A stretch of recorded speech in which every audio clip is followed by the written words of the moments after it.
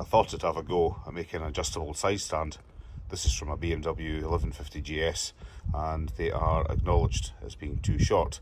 I believe the GSA or Adventure side stand is a little bit longer, but not much. The bike has got quite a bit of lean on it. If you've got one of these bikes, you'll know all about it, and it's worse when there's luggage and the bike's loaded up as well, and it can actually topple over. So what I'm going to do is cut it here, weld in a galvanised bolt, and see where we go from there. Probably put a lock nut on and get it re-powder coated. This is just been powder coated, so it'll have to go in again. So for strength, I'm using a grade 88 bolt, and it's hooked up galvanised. I'm going to try and retain the galvanising on it. I'll obviously have to dip that in acid before I weld it, because it's quite carcinogenic, and I've got a couple of different lengths here. I'm guessing that this has got a quite thick sidewall, and the 12mm or 1/2 inch will slot right in there. So nothing ventured, nothing gained.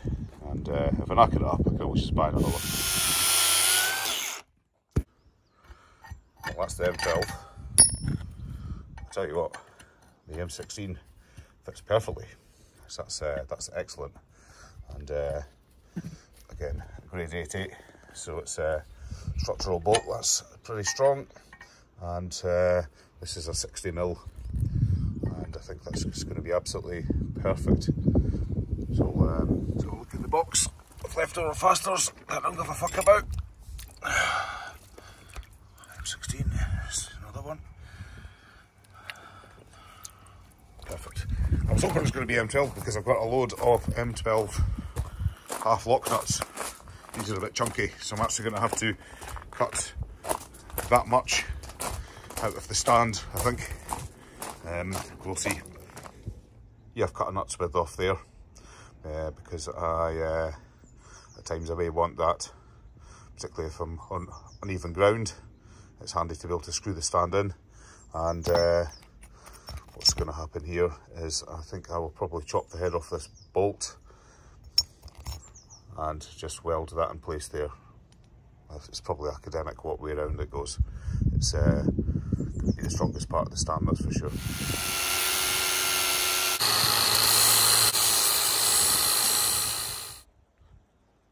Couple of observations and changes of plan. I've actually changed this to an M16x90. It's just going to give a greater range of movement and allow more thread inside the tubes, because it's never going to be fully extended because it'll topple the bike over. Other thing is I'm actually going to weld to this part, and the nut's going to go there. The reason why is if the nut is on here, there's a chance that water could run down there and gather in here. Whereas if it's the other way around, that'll be sealed and that'll be allowed to drain. The other thing I'm doing is in cleaning up this nut that's going to be welded onto this part here. If you look, the thread doesn't actually start on the nut. There's like a chamfer.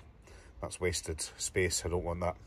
So I'm just going to take that down, and I'm obviously going to clean up this whole nut. That's easy to take the galv off for welding. So that's going to save a bit of space there too. But I'm going to leave the other side. It helps get the thread started when inserting the bolt. Yeah, so first mock-up, I've rounded off this bolt with the grinder and flap disc. You get it fairly round if you get your tongue at the right angle. This is a lock nut here. So this nut here is going to be welded onto the stand. This bit of stud here welded into that part of the stand, and this will slide out or screw out and then lock in place. I've just ground down an M16 nut. I don't want a full size nut there, but I'm not just going to order one. I'll wait till next time I'm in the fixing supplier, and I'll pinch one off them, but that'll do for just now. So get this welded up, send it in for powder coating, and we'll see how it goes. Okay, so learn as you go. I'd inserted the threaded rod there, or the bolt, to ensure perfect alignment of this collar when I was welding it up, but I'd actually welded through the sidewall of the tube into the bolt, so I've had to cut this off, start again. I've just done a little tack here, and I've inserted a bolt, and what I'll do is I'll just tack round and ensure that none of the weld drips through onto the thread, fills the thread, and also indeed welds this bolt to there, so live and learn.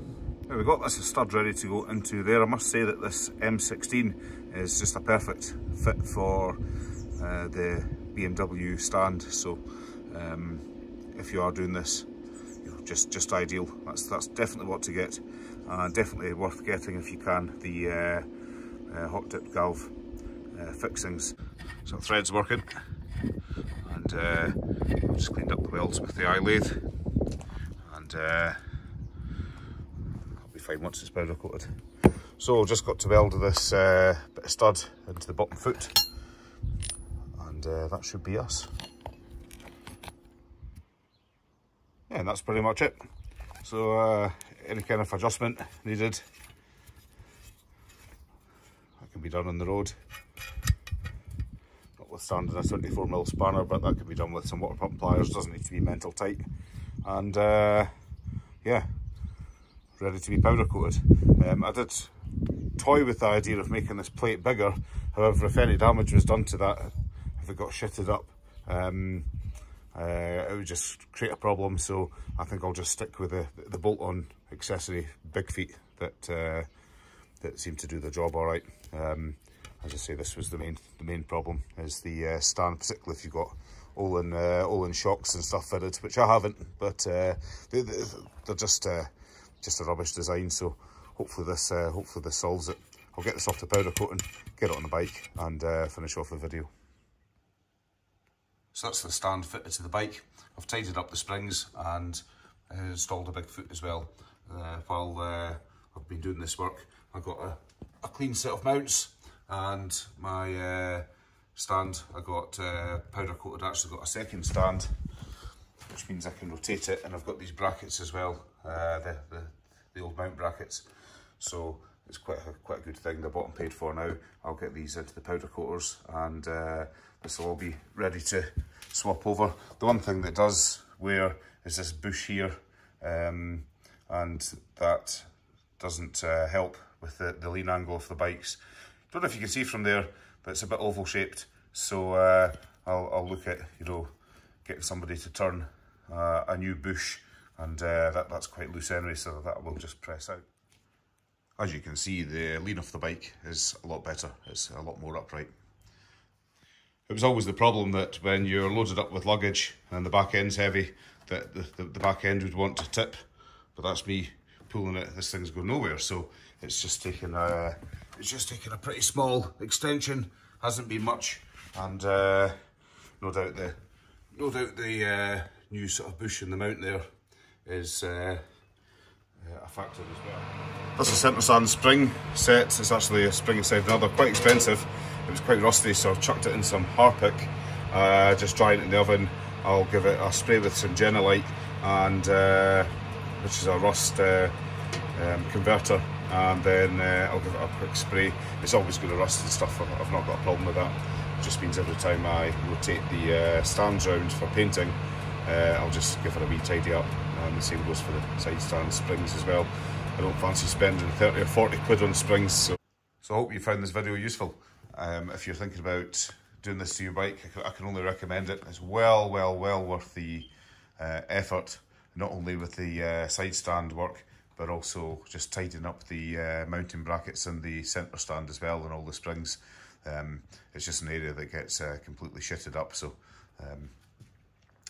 well worth it.